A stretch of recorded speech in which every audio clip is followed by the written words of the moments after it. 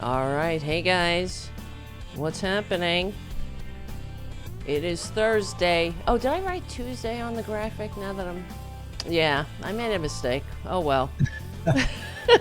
It's Thursday, not Tuesday. Yeah, on the Right. graphic it says Thursday. I mean, it says Tuesday, but it's Thursday. It doesn't matter. Does it matter anyway? Every day is like a year, a week. I mean, I'm aging perpetually faster than I could ever have imagined, and I'm sure you're right there with me in the madness of the oligarchy, the last days of the American Republic. Right. And today, hold on, let me get Charles in here. Hold on. I just have to check all the buttons, make sure all our buttons are going. So yes, just before I bring Charles in, I have to say we meet here every Tuesday and Thursday at 1 p.m. And then on Friday nights we have the 8:30 p.m. Tarabuster get together from 8:30 to 10:30 or whatever. Sometimes we go longer. And so come and join us, like and subscribe. Subscribe to the Political Voices Network and check out Charlie's APS Radio and APS Radio News. Charlie is one of the great supporters of this show, keeps it going. And you just download the APS Radio app and listen to classic rock and oldies all day long. And he also donates to the community cats. He's one of the people that really keep the show going and growing. And thank you, Charlie. We can't do it without you. All right. So today on the show, we have a returning guest, our friend Charles Derber, an author, a prolific author of more than 20 books on on authoritarianism, corporate power, democracy in America. He's today. I mean, you're a professor at Boston College, a professor of sociology at Boston College. Charles' latest book is Fighting Oligarchy, and here's Boudica. So she just jumped on my lap. So we have cats here too. Okay. Oh, nice. How nice. Love animals. Yes, yes. My little booty. Oh, You she's can join beautiful. yeah, you can join at the Oh booty my boo God. level. Join the. Yeah. All right. So Charles, your book, your latest book is Fighting Oligarchy: How Positive Populism Can Reclaim America. So that title to me says there's hope. Can you right? Yes. Is there hope? Yeah. Tell me. I I need it. mean, there's always hope, and we're in a very, very tough period. There's no question about it, Mm. and there's no guarantee we're going to come out of this well. But Hmm. this book looks at both, historical, crises that we've been able to surmount and movements. I'm very, very focused on both the power that runs the country, which has always been very, Right. very strong and very overwhelming and has now become increasingly authoritarian and what I call American fascist, which Yes. has a long, very long history. I've written several books about it. But there's also, and that's really connected with the idea of the book, that there are really two kinds of populism that have flourished in America. One is far right populism, Mm-hmm. which really has a long history. It's very connected with white Christian nationalism, and it's really dangerous. Um, and it's so important that when Adolf Hitler was trying to develop his race theories in Germany in the 30s, Mm. he looked to the United States and to the kind of far right populist movements as his kind of boilerplate for thinking about how he was very interested in Jim Crow and racial theory in the United States, the Confederacy, Right. and a lot of Nazi racial theory and fascism really came right out of American historical experience. Right. So that's Shamefully, not right? news. Yeah, that's really bad. And Trump is reviving that kind of far right populism, which using it as populism pisses off a lot of people because populism, as certainly as progressives think about it, is a challenge to the establishment of the people who have long run the country, Right. the Mm. very wealthy corporate elites who have become wealthier and more powerful in the current moment. And so it seems odd to think about Trump as a populist because he's completely thrown in everything that the billionaires could ask for and more, and giving them everything. Right. Right. And yet, there is this long, scary history of far right populism, which in the 30s, there was a movement that Trump often refers to called America First. I love looking at I know she's a good. I don't know. She usually doesn't jump on my lap. It's usually my other cat that does that. maybe But he this, knows he's talking to yes, somebody who loves cats. exactly, Um, exactly. but anyway, I was just going to say that so the America First, you had people like Father Charles Coughlin, who was a radio broadcaster and Yes. Catholic priest who was extreme, most prominent radio broadcaster, and you had large corporate leaders like Henry Ford and the DuPonts who Uh were huh. all part of Right. America First, and they kind of claimed that they were standing up for America and America's Mm. workers. And of Mm. course, it was, and they didn't want to go to war with the Soviet Union. They wanted to go fight, not the Nazis, but the Right. Soviets. They like the But I Nazis. mentioned, yeah, because Mm. there's so much parallels between that and Trump. And they provided actually an even more powerful rhetoric of standing up for workers. You had people like Coughlin and Huey Long, the governor of Incredible. Louisiana. Mm-hmm. And these people did use very powerful rhetoric about saving the American worker. And it sounded like they were really up for the worker against the corporate elites. Mm. And what they did was what I call Trump's trick as well. They ended up saying, look, what's really threatening the American worker are these foreigners, Jewish banks, other foreign companies, some Americans who are Mm-hmm. like people of color, sort of buying into that and so forth. And so, they found a way to speak to American workers while completely betraying them. There's a long history of this. Trump is not the first Right. to talk like a populist. In other words, what is a populist? A populist is somebody who claims to speak for the people and sort of fight for the people against the power elites, which are usually small and very wealthy, usually white male dominated, who run the country. And these people have been largely running the country for most of American history. Mm-hmm. Um, so there's a long history of this kind of scary populism. And one reason that Americans don't like many Americans say populism is dangerous, it's demagogic, they understand there's been betrayals, and now Trump's base is Mm. really getting hit hard in the stomach with the kind of betrayal that right wing populism almost always delivers Right. to Right. ordinary people. The problem is there. I mean, the good thing is the hope. You pointed to the fact that, Yes. like, the title suggested hope.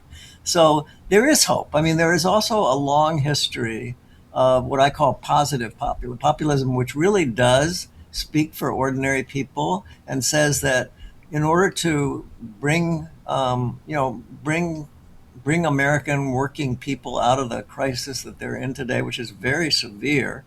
I don't think people who are privileged to have been to college, 60% of Americans have never been to college, Mm. but they say they're working paycheck to paycheck and, paying groceries and this is very common. You read in the newspaper all the time, they're Yes. having a hard time.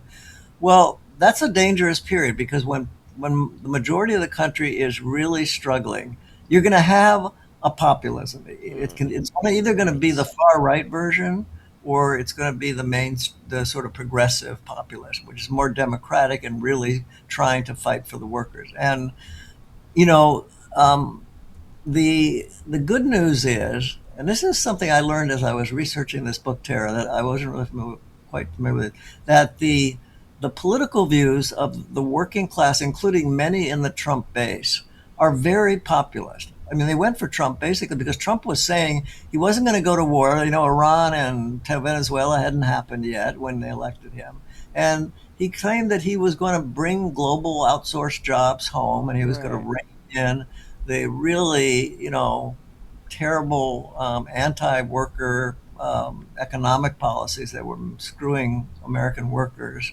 Um, so there is, fortunately, so this is the story of two populisms. In many ways, America is the story of two populisms. And the good news is that there's also a long history of what I call positive populism or progressive populism, which really does fight for the ordinary worker and Mm-hmm. really is democratic. And I'm not making this up. It's, I mean, Right. I, the book, Fighting Oligarchy, there's been a long history of fighting oligarchy by ordinary people, with the populism, the first robber baron, the first Gilded Age when Yeah. Rockefeller and Morgan came along. And then, during the New Deal to some degree, there was some, Yeah. real populist action in the 60s where I cut my teeth against the war, Vietnam War, and the civil rights movement. The bad news is that the Democratic Party, Mm. it's sort of embraced a modest form of positive populism or democratic populism, delivering for workers or fighting for workers up until about the late 70s. And then Reagan came along, the oil crisis of the late 70s kind of, and the Vietnam War crashed the New Deal system, people becoming very upset with it. And Reagan came in Mm. promising Right. a new deal, a new direction, not a new deal, but a new direction. And the really sad part of this history is that the Democrats, starting with Bill Clinton and even Obama Yep. perpetuated Yep. on this, they abandoned that kind of populist politics that had Yep. carried the Democrats during the New Deal and a little bit during the populist period of the first Gilded Age.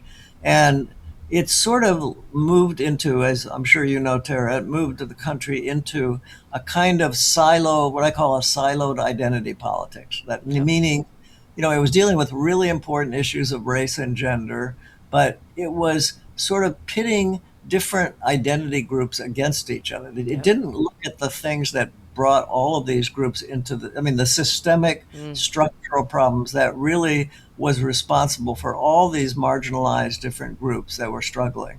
And as a result, it was exactly what the Republicans wanted. It Mm. turned these identity groups, it focused on them, but rather than helping them, it divided them and forced them to compete for kind of the crumbs that the oligarchs were willing to sort of dribble down and say were trickling down from their Right. dinner tables, right? So it really, this is why we are at where we're at. Trump, the Democratic Party opened the door very wide Yep. to the far right populists. The public is populist. Here's some more. I'm going back and forth between good news and bad news because It's good. It's it all is mixed in. why, Yeah. Yeah. yeah. So the other thing that's good news beyond the history of positive populism is that today, I don't know if you know this, Tara, but the ordinary working people, non-college primarily, and of both genders and both races, have become incredibly angry at Yes. oligarchs. They do not like big corporations. When I was doing this book, I went That's back and good. looked at a lot of polling data, and it is really good because it's long term. It includes Trump's base, working people in Trump's Right. base, as well as more liberal, more democratic working people, and includes upper middle class people. But it's astonishing what the data look like. They show that about 70% of the country say they really feel big companies are destroying their possibility of a good life. They hate big banks. They don't like big corporations. Right. Um, and they're very positive about labor unions, which have become, in the New Deal, labor unions were up as big as 45%. In Europe, labor unions are about 70% of the labor force across much of Europe. Right. The United States today, do you know what the number is, Tara? I think it's. I'll get. I think it's around 11% Yeah, altogether. It might. you're right. Yeah. And Yeah. in the private sector labor force, it's about 6%. Mm. Mm. And Trump is firing the workers who are more unionized in the government public sector. Yes. There. I mean, it's just. I mean, and that's what really. When you're talking about this, yes, there's a across party lines a hostility to big corporations, Yeah, it's a and really amazing right. populist. But why hasn't that? Why haven't the and I believe it's because of propaganda. Why the Democrats and like you're saying, these silos of information. We have half the country watching right-wing influencers that are funded by the Kremlin, some of them, and Right. Fox News, and then you have a corporate media, this which is not the liberal media. I mean, this is the liberal media. We're the liberal media, and but Right. because it always baffles me. Yes, they also have hostility to big corporations. They don't have hostility to the rich, though. That's the other thing that with Elon Musk, these maggots or whatever, the right wingers, they're not.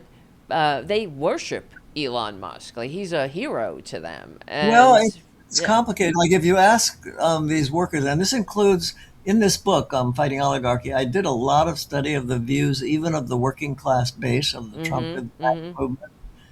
One, they really are angry at corporations, and the numbers have been spiking since Trump has taken over, starting in his first term. It's just startling how anti-corporate they are, which is very important because that's at the heart. Yes, The oligarchy, that's the good. small people who run the country, are these very wealthy corporate elites, including the Silicon, Yeah, the Jeff Bezoses and the Elon Musk. they're They horrible. are really angry. I mean, this is not you and me, liberal, more, you know, educated people, I suppose, in terms of having Mm-hmm. gone to college and so forth. These people are non-college. Many of them vote Republican or Independent.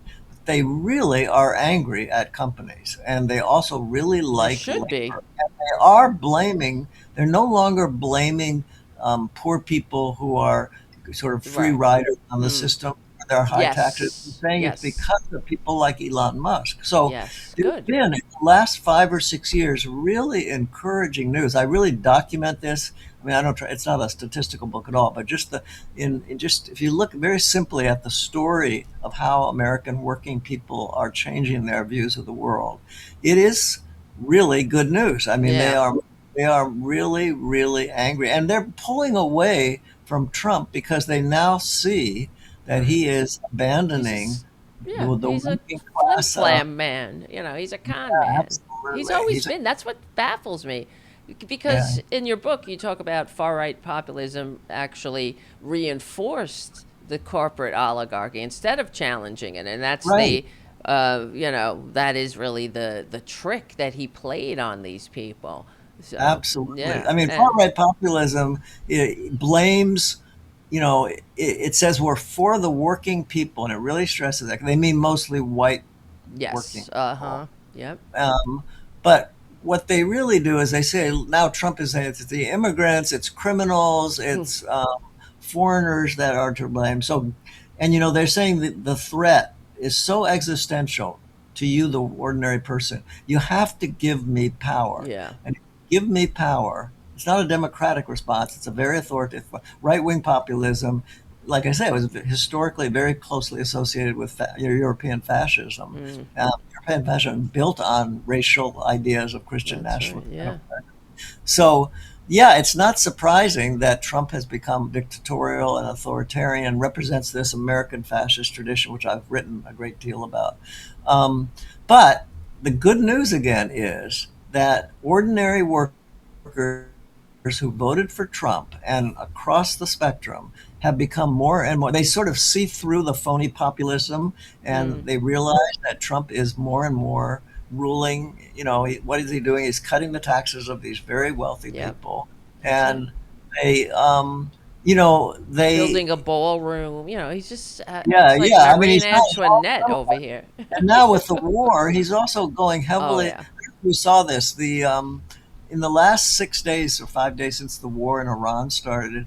The profit margins of companies in the military-industrial complex, Oh, like for God. example Lockheed Martin, went to an all-time high. If you look at Raytheon, and you look at the 4 or 5 biggest traditional military-industrial companies, they are making out like bandits. They Mm, love this war. They are just right. making a Always, huge though. amount of Right? money. Always. Right, it's always been the case. In Right. fact, it's gotten worse because the new robber barons, we're in a second, generation of robber barons who are the Yes. West Coast, Silicon Valley, the Musks and the Mark Zuckerbergs and the Mm-hmm. Larry Ellison who just took over Paramount. And these guys are making out like bandits from war as well, right? They are Yes. making the drones and Palantir, Peter Thiel, who's the mentor Oh of God, he's James. the yeah. Um, Yep. yeah, Yep. so they are. I mean, they are getting huge contracts from the military, the Pentagon, and the national security state for spying on you and me. I'm sure as we talk, we're being recorded, Uh and they're huh. I'm sure. yeah. Yes. And my students tell me, their phones in the morning might say something like, "Hey, it's time for you to have breakfast right now." I mean, in other words, the phones are picking up just when Oh, your they iPhone know. is Yeah. you off and pick up. They have recording apps which allow them to pick up, your conversations. And one student told me he was talking to a friend about a sweater, and almost immediately on his feed, there was Oh a feed yeah. about the sweater that he was talking about. Right. And Yes. I mention this just It's because listening. they're listening, and this is another new dimension of oligarchic power. It's being rewired in this kind of algorithmic way that allows these people. I mean, these people have always had enormous power, and they've had cultural power as well as economic power. But the wiring, I've done a new book also called Wired for Authoritarianism, which Oh. looks at this in more depth. But, the algorithms are really reaching deep into our communications, our thinking, our emails, our feeds Oh online. yeah. And remember, these companies are getting more and more of their money from the Pentagon and the military. And they're also, by the way, the wealthiest oligarchs ever created in history. Yeah. These people, I don't know if you know this, but the Magnificent Seven, which is really the heart of the current new robber barons, that's the Oh. companies in Silicon Valley, which are like Google and Meta, Amazon and Apple. They collect these 7 trillion. They're all multi-trillion-dollar companies, the first in history. As Elon Musk is on his way, he's got a contract with Tesla to become by the 2030s the first trillionaire in America. And Oh. these guys are making huge amounts of money, but these guys are making so much money that they're just those 7 companies are worth in terms of market capitalization about 35 to 40% of the entire Oh. wealth, market capitalization of the country. So you look at that oligarchy, and it is diffusing, spreading power tentacles through your feeds online. It's reshaping your communication. It's taking over the news. Of the 10 richest Americans in the oligarchy, 9 own large media. Oh yeah. They are taking control of the news and broadcasting and culture. Um, and then they're deep into the military. They increasingly are the principal beneficiaries of government, along with the tradition, like you Right. say. I mean, Lockhart Martin, and all these traditional companies, Raytheon, General Dynamics, Boeing, they've always made a ton of money. They're making a ton of money off Iran right now, but they're being joined by Palantir and Meta and all these companies that are really deep into the war state now, and as well as Right. concentrate enormous amount of communications and surveillance power. So there's something about this current oligarchy. I mean, we've always been ruled by oligarchy from the very beginning. If you look back to the founding of the country, Tara, Mm-hmm. who founded it? Who ran? Who was? I mean, the people. It makes you raise important questions about the American Constitution, because before the Constitution, the country was being run by. I mean, actually, the Britain was fairly democratic. The No King's marches are very important, but they miss the little fact that King George was largely a constitutional monarch. Britain was actually more democratic than the United States would become after the Revolution. Uh-huh. The guys with funny names like Madison and Jefferson and Washington were running the colonies before the Revolution. After the Revolution, guys with funny names like Washington, Jefferson, and Madison were also running the country, right? These Right. were white property males. And the Constitution itself was modeled on the British Magna Carta, which people think of as limiting the power of the king, which is true, but it wasn't to spread power to ordinary people. It Yeah. was to power to the nobles who were paying for King John's war against France. They wanted to Right. share in the kings. But they were nobility. They were aristocracy. They were oligarchy.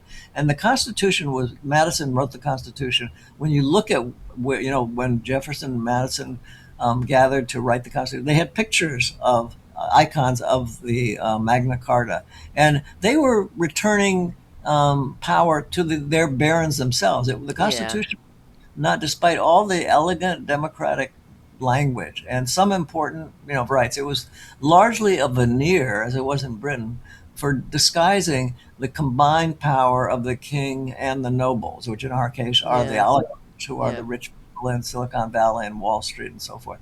So this goes way back. I mean, that's the scary thing to go back to the bad news part of this. This right wing, populist, authoritarian kind of rule goes right back to the beginning of the country. And even the Constitution is Mm-hmm. a legal foundation for a great deal of the terrible things that are happening. Even though Trump is in many other ways lawless and violating the Constitution. But for Mm-hmm. example, the Constitution gives him the right to declare emergencies. And there's a lot of Yes. latitude in the Constitution about what actually constitutes a real emergency. So when the November elections come along, Trump is talking about declaring a national Oh yeah. emergency, putting ICE or other troops on around, black and brown precincts and so forth. That's very possible and very possibly constitutional, because the Constitution gives Trump, any president, the right to declare national emergencies, which are not very precisely defined. And there's been a long history of Right. using. Um, so anyway, that's the bad. Yes. The good news is, if we could have fair elections right now, people are not stupid. They see through a lot of the deception of these right-wing populist promises. And I say I hesitate to use it, even the Yeah. word populist, suggests speaking for the people against the people.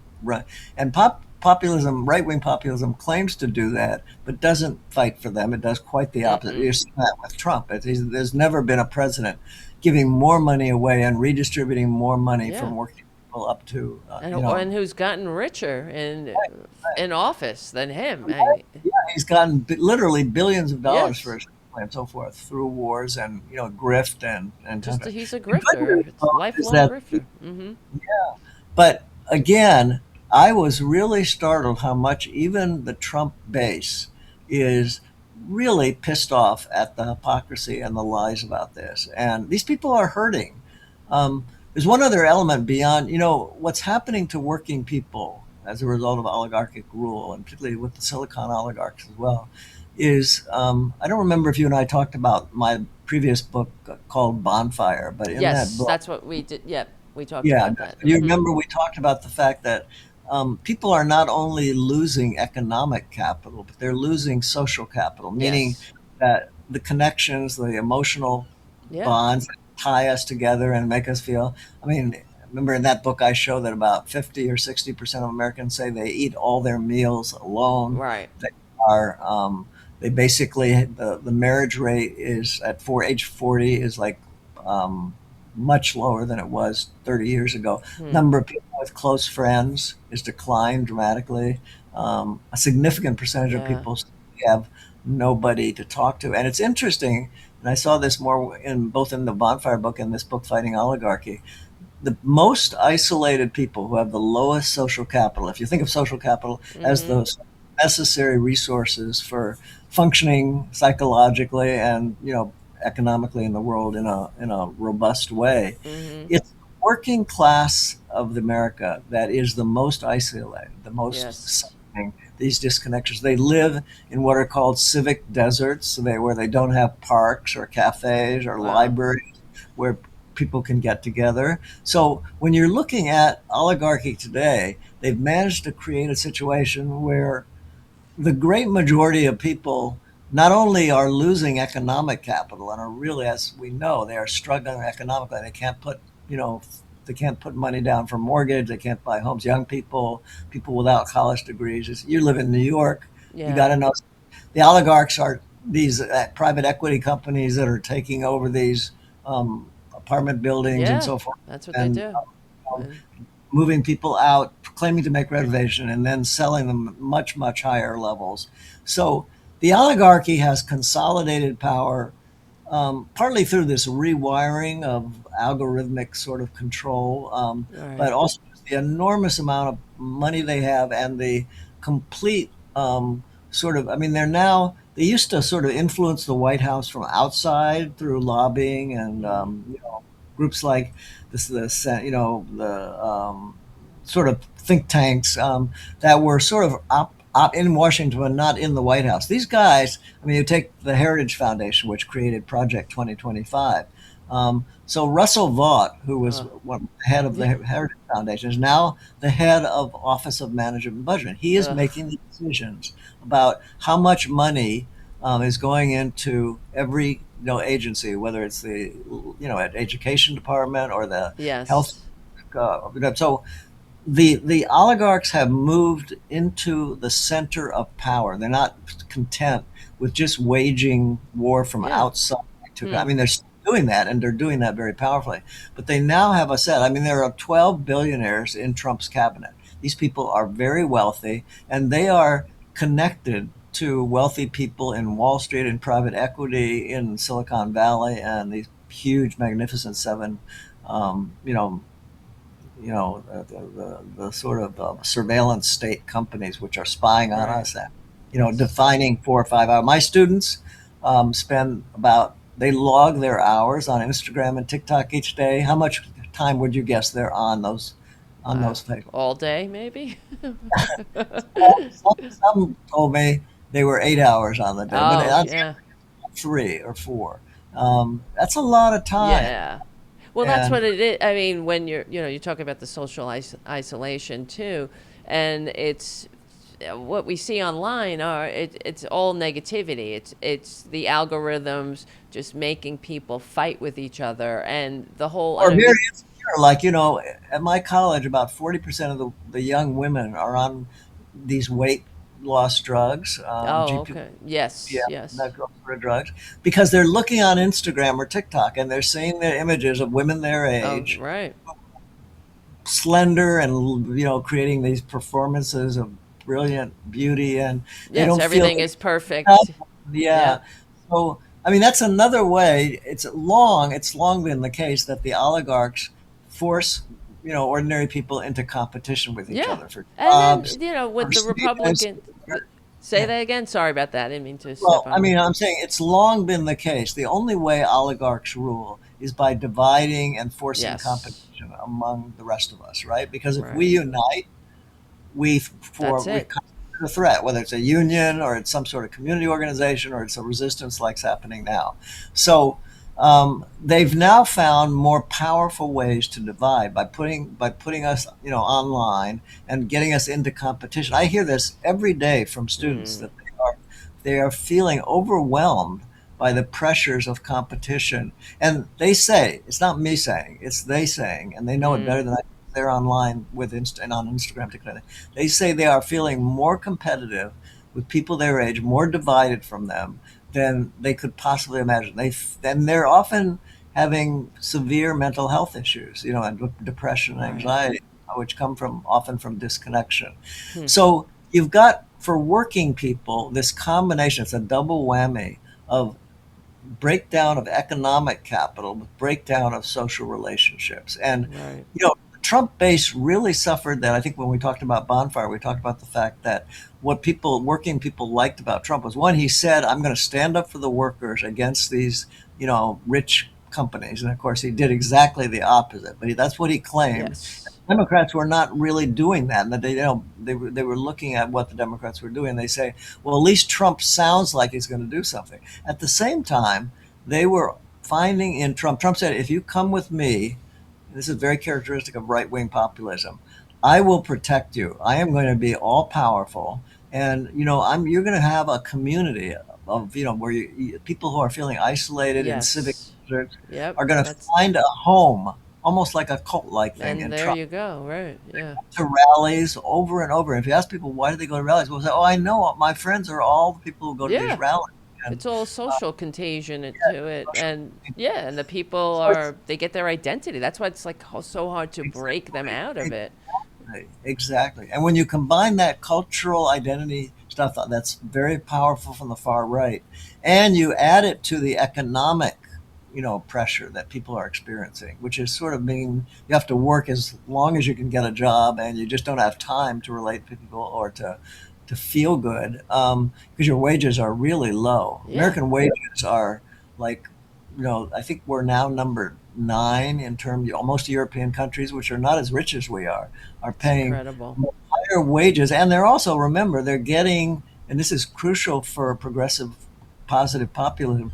What European countries are showing, what even the right wing in Europe cannot contest this. They're offering, my best foreign exchange students are coming from very good universities in Germany, France, and Copenhagen and Denmark. And when I ask students how much are they paying, it's nothing. Yes, they don't When come they're out, yeah, as an indentured servant. Harvard or Yeah. Boston College, or they were going to pay $100,000 a It's year. incredible. But then So, let me and just that's on top of their wages, being very low. So they have to right. not only the Yeah. working class, the oligarchy forces them to get very low wages, and takes away from them all the basic needs of healthcare, education, childcare, elder Right. care, It's you may environmental, yeah. transit. I mean, these things are part of these are what are called the social wage in Europe. They are not only are their money wages higher, when you add on the benefits that come in Europe from healthcare, education, public transportation, elder care, child care, home, for parents, all that family leave stuff, you have unbelievably greater economic capital in Europe, in poorer countries, along with much, much lower social capital in the Yes. United States. And So, it's I and mean, we are the I mean, that's what the whole thing everything everything you're saying is this is everything we talk about on the show all the time about. yeah, And I often wonder because young people live in a small world. Your students, I'm sure, they have grown up with the internet. They play video games with people who are in other countries. They connect with they do. people in other countries more than we did as, we were growing up. And yeah, that's why I'm so baffled how, because eventually, of course, the bullshit, they see the bullshit. They see that other countries that's free. That is freedom to go to a doctor, to take a vacation, to have a Right. sick day, to be paid a living wage and have retirement security. All of that is I freedom. find my relatively privileged student, I teach at Boston College, they are so open. I mean, they've read Fighting Oligarchy, this book that we're mainly focusing on, and they love it. Many of them want to go into corporations and make a lot of money on Wall Street, but they know Yeah.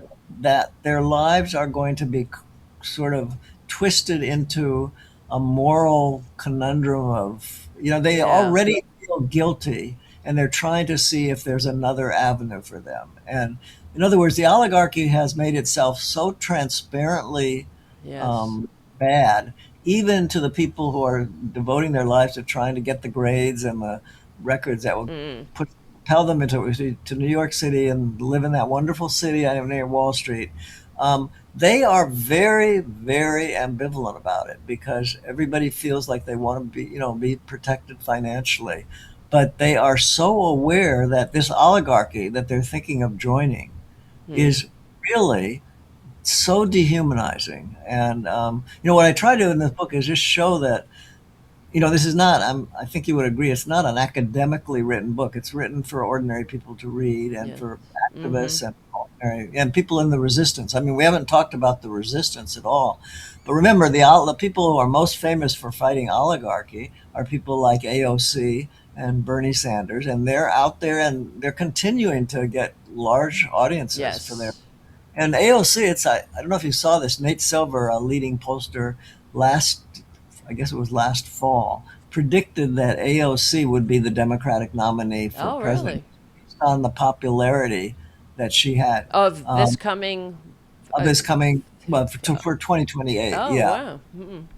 which doesn't really mean that much, but except to say that the Democratic Party and the resistance that's emerging does have an increasingly what I call a positive populist approach. It's millions of people on the street. They're not the far right Yes. populists. These are democratic populists, democracy, and Well, bringing. Mondami in New York City. Yeah, Yeah. Mondami is a perfect example of it. But AOC being so popular, Bernie being so popular, and then people that you don't think of in that vein, like say Senator Chris Murphy of Connecticut, or Van Hollen of Maryland, or Jeff Merkley in Mm-hmm. Oregon. I mean, these Democrats are seeing the power of these populist movements on the ground. The best populist movements today are, in March 28th, you're going to see huge numbers of people in New York City. I'll bet a lot of your Yep. listeners will be Yep. there. Yep. And, it could be 7, 8, 9 million people. That's among the greatest, largest populist protests in American history. So, one good thing about this book is that it's happening right when right-wing Yes. populism is in power, but progressive, the other populism, the really real populism, is just burning. It's Right. really growing, and we're seeing it on the streets. And the resistance. It's interesting. I don't know if you know this, Tara, but much of the organization, you probably know that Indivisible and groups like that are leading the organization Yes. of.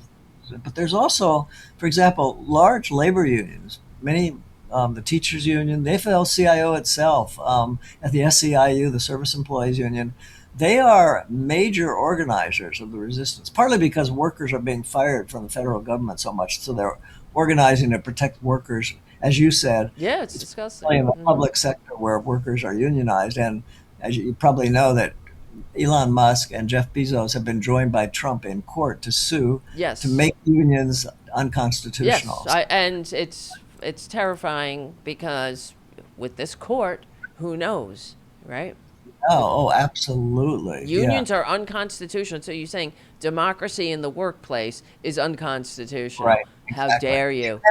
And you can never fight oligarchs in politics if you're not fighting them at the heart of their power, which is economic. Yep. And so, but like I said, the good news is the real populism is really, really, heated, and it's depressing to think about the world right now, but it's wonderful to see millions of people, ordinary people who've never been political before. I didn't know that they would have the kind of empathy with immigrants, and people who are being just Mm. demonized and tortured and sort Yes. of put in prison camps and so forth. I mean, that's an extraordinary mark of what I call positive populism, which is based on a real sense of empathy for ordinary people and a sense of caring and feeling we're all in this together. Right wing populism, as we've said before, is based on dividing the white working Mm-hmm. middle Yes. class from aliens, which are immigrants, From black and brown. everyone. Yeah, exactly. And people are repudiating that. People are rejecting that. Trump's policies on immigration itself, which used to be his main popular source, are underwater now. The majority of Americans say they do not like what he's doing with, it's wonderful that Mm. these populists out on the street are now going up against the corporations that are building these big, selling their warehouses or building these new prison centers where tens of thousands of immigrants will be held and then deported. This is sort of like concentration camps in Germany. Yeah. And who would have thought that out in Salt Lake City or in Yeah. parts of Texas or Florida, where a lot of these things are being built, that ordinary people are going out? You saw this in Minneapolis. Yes. That was real populist solidarity, and, Yeah, they're and standing up. They don't want these things, yeah, concentration camps built, and and that's good. Even though they could be sold like, oh, it's jobs, jobs, jobs. You can all have jobs here, right. right? But So, I no. mean, in a sense, we're in the middle of one of the greatest positive, populist, anti-oligarch periods of our history. And it's a good thing because, as I said, never in history, in any Mm, country, has there been an oligarchy this wealthy, this powerful, exercising so many different forms of military, economic, cultural, mm. psychological power. And in response, you know, I mean, when Hitler came in Germany, there were a lot of parallels. I'm actually working on a new book about Hitler and Trump, actually. Oh But wow, yeah, can't wait for that one. That's good. yeah, that it's powerful. But in this book, I really do see things that I was not sure would happen, but as I researched it, now I'm seeing it on the ground. That ordinary people, who most people think of as, and many are, relatively culturally conservative, religious, not part of what you think of as typical left, progressive, populist movements, they are standing up, and it's really, really reassuring. It's Mm. really heartening. And like I said, I think in the book, what I try to do is show how and why these communities of people who went for Trump or were independent, never liked the Democratic Party, they still don't like the Democratic Party Yeah, because that's what's so weird. Well, I mean, the Democratic Party. What do you think? reflects, yeah, as I said, and a lot of this book is about why they are rejecting the Democratic Party and what the Democratic Party has to It's do. like the New Democrats, like you're saying. You know, Bill Clinton and who sold out the New Deal and really kind of helped It's Reaganomics. also, yes, that's right. Both Clintons were major villains in this, in the sense that they really pushed the working people of Yes. America into the And Republican. signed the Telecommunications Act of '96, which gave us this consolidated media. And that's really why I think, because one thing that gives me hope is that we're able to do a show, and they haven't completely suppressed Right. media, even though, of course, they're consolidated. They realize that they need to have the message. That's why all these right wing billionaires are buying these platforms. Right. And but just like what happened in Poland, they still had an independent media that was able to push back Right. on the And we regime, and don't they. know how long that's going to last. We Mm-hmm. really don't. You know, just in the That's last few true. months, That is look at true. the mergers. We got three or four. I mean, Paramount just bought Warner Brothers, so there were four. Now there are three, and Yep. as I said, of the 10 richest people in the world in the United States, nine of them own major media companies. So Yeah, I mean, they are and they hate explicitly democracy. That's what we're talking about Peter Thiel a lot on this show. The right. media doesn't put it together about Peter Thiel and J.D. Vance. Peter Thiel Right. goes out there quoting Carl Schmitt, and Yeah, like that's it's just like a normal thing that you do. You quote Nazis, and you use and yeah, he talks about how much democracy has failed, and we really have to think about outside the Overton window. These people are a threat to the system of freedom that they got rich in. That's what makes me so, yeah, like they climb the ladder and then they right. pull it up behind them. Because why? That's the one other thing I just wanted to mention and get your opinion on, because all of the Magnificent Seven, we see these oligarchs go to Trump into the Oval Office and give him gifts and kiss his ass. They're so embarrassing. Yeah, And these are people that have more money than anyone ever had. correct. I mean, how much do you need, you monsters? Yeah. Really, you can be rich in a system where everyone can have health care and a life and vacation, but it It just. raises the question: should there be billionaires? You know, we have about 1,000 billionaires, Exactly. Never. and they Nope. own a very Mm-hmm. substantial part of America, including the media. I mean, as a journalist, this is a scary moment for That's any right. realm. Um, and again, I want to go back. You said they pull themselves up in freedom in their own. We've never been. I mean, Mm. we've had elements of Yeah. freedom, but Yeah. You know what I the mean. history of Yes. this country is one of corporate Oh yeah. oligarchy. Yeah. It Yeah. goes We back had. I to mean, what do you think about that brief? Great prosperity we had. The white working class primarily, because yeah, one of the things I saw earlier, someone posted a picture of, like, this Leave It to Beaver scene, and they were like, "Why can't we have this?" And it was, of course, it's a right winger that's right, posted it, and because they all long for the good old days of the 1950s, but not for the 90% top marginal tax rate or the unionized 35% unionized workforce, but for correct. the social hierarchies, the gender mores, the racial suppression and all that. So, but Actually, the only time in American history, at least in since the Confederacy, when the populace really gained a lot of control over the country and sort of curbed the oligarchy, it was during the New Deal, which was the Depression. I mm, mean, when you get a Great Depression, two things can happen. I mean, like in the 30s, what happened in Europe, you got, fascism, which yes, is it's why it's so scary, the economic problems we're having today. We have a long history of American fascism. And when people are suffering economically, and the war is going to make this even more extreme for many people, it's scary. I mean, we could get a much more extreme form of fascism than we're even seeing now. Trump could do things that you wouldn't imagine, or say his successors. Um, so there is that authoritarian in the New Deal. Which is to say that the capitalist oligarchs Mm-hmm. are quite happy to live with fascism. You know, it's quite profitable. Yes. Well, Right. what happened to the big German companies under Hitler? They made a lot of money. They didn't. Right. They were kissing Hitler's ass, but Yes. they were happy to join with him.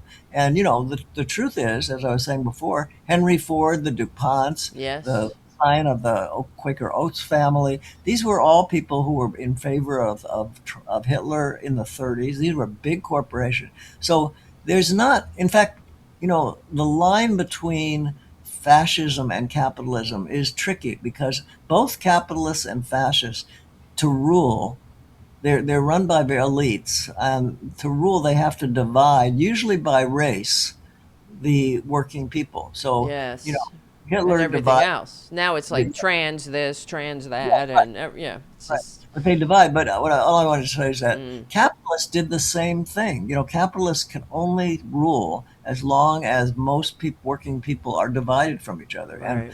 Yeah. even if they're not moving toward overt fascism, they're using race or you know other these other identity issues like trans or gender or Yeah. whatever Yep. as a way of dividing. So what's scary about that is that there is a kind of blurry line between the oligarchy hierarchies of power and the more overtly fascist oligarchy. And in Hmm. American history, they've been blurred more than you would like to think. You know, where Right. you find that you Yeah. have Well, what we're appear to coming to the end of the show, so I wanted to. We only have 10 minutes left, and we have to. We have a tight.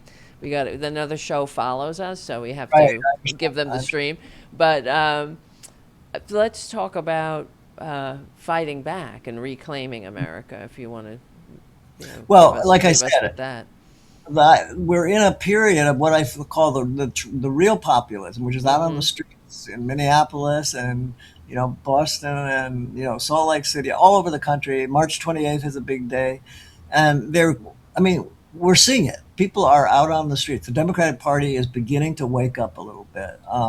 We're seeing, I think, um, it's as sort of uh, mobilized a period of ordinary people being out and Right. organizing, feeling like politics makes a difference in some way. Mm.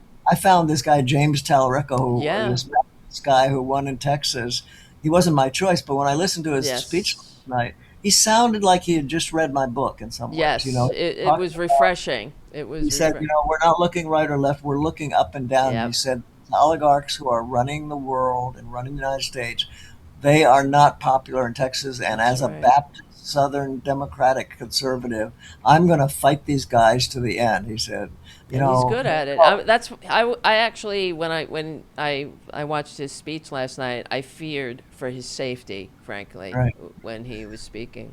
I know. Yeah. Yeah, he's probably going to be a real threat. But I just Mm-hmm. wanted to say, when you said what is the final word about this? Is it what I think this book about fighting oligarchy is that people really are fighting oligarchy right now. The data Yes. about people think about corporations, how they're thinking about you know the country, and the fact that they're mobilizing not just to walk and protest, but to shut down warehouses that are being bought by ICE to make people in prison organizing like in Minneapolis now for a real community organization that has endured organizing around elections. There is a lot going on, Tara. I mean, Mm. it's the biggest protest possibly ever in American history, combined with the Democratic Party beginning to wake up again after Yes. 50 or 60 years of terrible complicity with the Right. oligarchs. They're not over it yet, but at least they're moving in the right direction.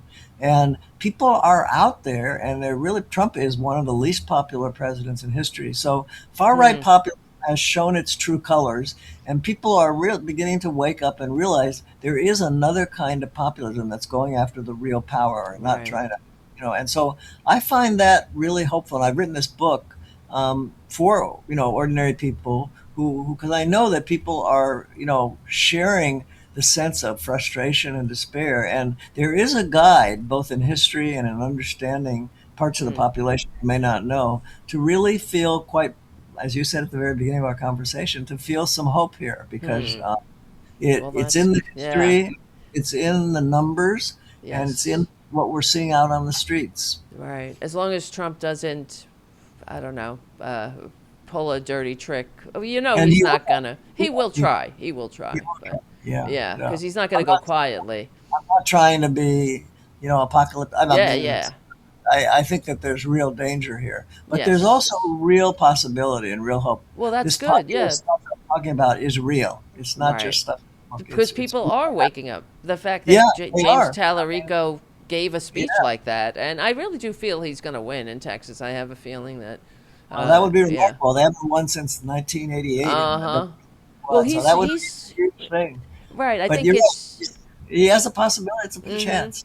Right, because he's got that Christian thing, and but he's like a real Christian, like a Right, John Fugelsang type Christian, where we should right, help each other and help the poor, right, and he always switches it. He flips it around on them whenever they start going on about Jesus. He's like, well, when they want to put the Ten Commandments up, he's like, that's not Christianity. Like just putting up a sign. We should be helping the right. poor, feeding the hungry, housing the homeless. And Yeah, you're yeah. absolutely right. I didn't know that John Fusselgang was also religious, but I just talked to him again. Yes. Oh yeah. He No, loved he has just his 2 days book. ago, Mm. and yeah, he loved this book actually, Fighting Yeah. Oligarchy. Oh yeah. Really Oh yeah.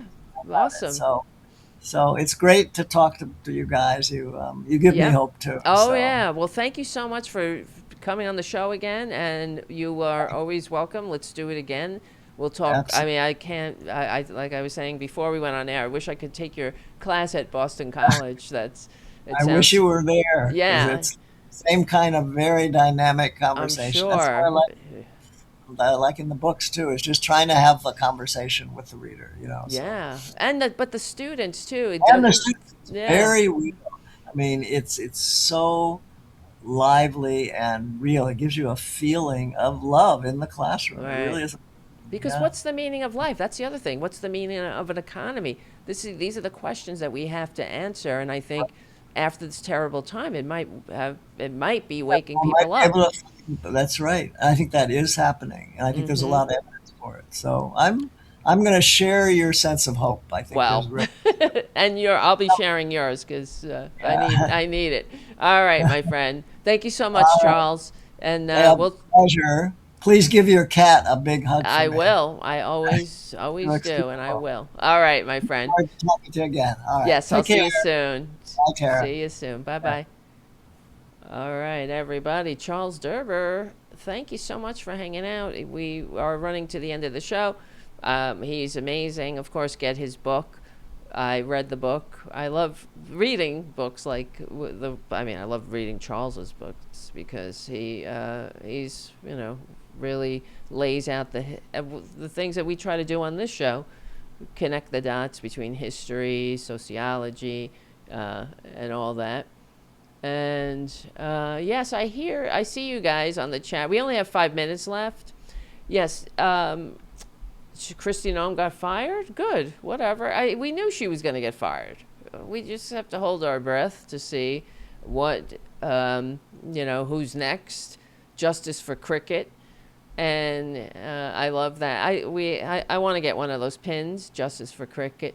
Charles Derber, having Charles on the show is a pleasure. He can come on as much as he wants. In fact, it's really easy. It's an easy episode for me because you just let him go, and he can just keep all the. He's like a walk through history, really, and the political environment. He just has so much knowledge. He's like Hal Sparks, an encyclopedia. Let me see. Appoints. Oh no, Mark Wayne Mullen. Mark Wayne Mullen is the one.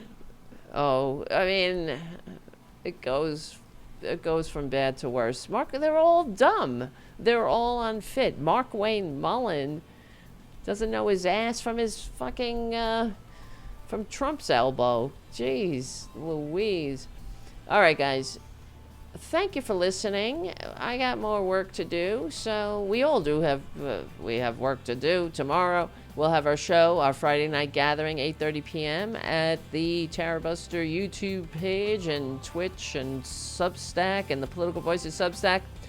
Thank you for hanging out. Subscribe to Political Voices Network. Please subscribe to my Substack up there in the corner here. Okay? Hit that like and all that notification. We will win. Thank you, Charlie from APS Radio News, for all you do to keep the show going and growing. And thank you, patrons. Check out APS Radio. Just download that little app and listen to classic rock and oldies all day long. Actually, I have 3 more minutes left. Damn it. I guess I didn't time it completely correctly.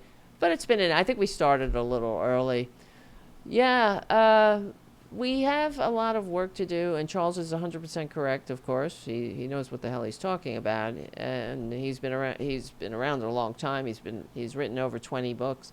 His books are fascinating, interesting. They're the kind of books I like to read, which are history, sociology. It's all woven together, political, the political political environment, you know what I'm trying to say, politics, just politics, history, sociology, it's all connected. And unfortunately, what I think is that it's a shame that it took this long for the maggots to see the con man for what he is, that it took them re-electing him again to see, and having to feel the sting of the lash of Republican policies. They only see the light when something affects them directly. And it's a shame, because we're in this boat because of its selfishness.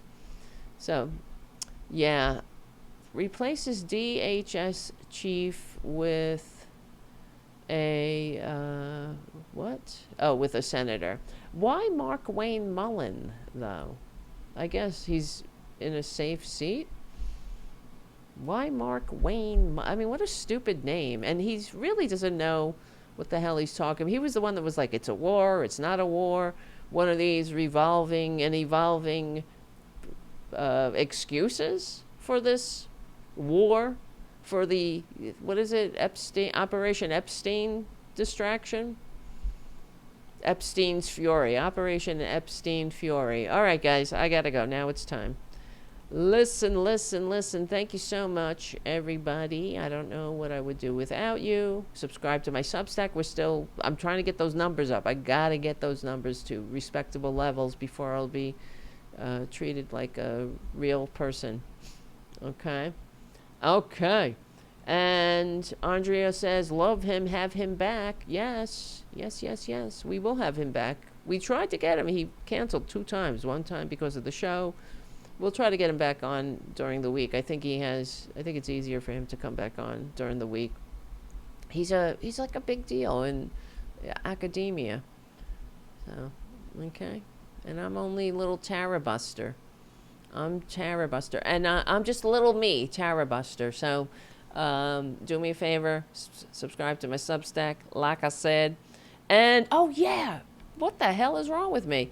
I'm so stressed out here. Andrea Brower, I can't talk. Andrea Brower, Andrea understands. I have a slight speech impediment. That's why I do these things, right? Why not do a podcast when you can't talk and certain words don't want to come out of your mouth? Andrea Brower, it's the B and the R that have a hard time.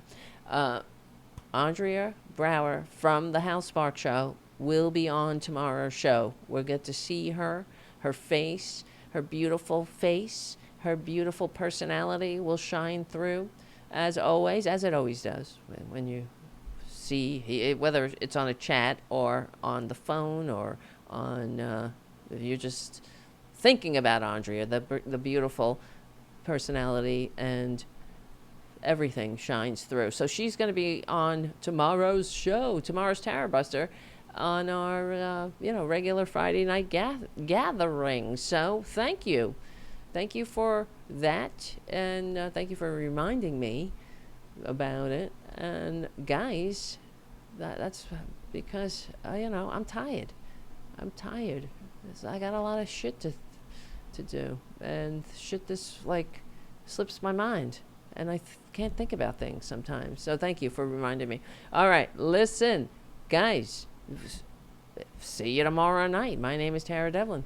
We will win. We're on the right side of history. We're on the right side of decency, dignity, democracy, humanity. We're going to be on. Wait, we're going to be here. Both streams. We're going to be on Twitch. We're going to be on YouTube. We're going to be on Substack, on the Political Voices Substack, on the Tarabuster Substack, on Twitch, on Tarabuster Twitch, on Tarabuster YouTube, and yeah, not on the Political Voices YouTube. I don't think I could probably just fucking put it up, and who would care, really? You know what I mean? But then what happens? We'll have two different chats on YouTube, and that's not good. We have to have one chat. So it'll be on. Everybody's used to Tarabuster on Fridays, on the Tarabuster YouTube. It is. I know it's kind of annoying, but it is what it is. All right, I gotta go. Listen to me. I can't talk. I'm tired. I will see you soon. Thank you, Charlie, from APS Radio News. See you tomorrow. And the original graphic of this show has the wrong date. It's not Tarabuster Tuesday. It's Tarabuster Thursdays. I actually made that graphic today. That goes to show you where my head is, because I fucking wrote Tuesday. I know, and it was Thursday, and I forgot. Okay, this is the times we live in. I love you all. I will see you soon. Thank you, Charlie.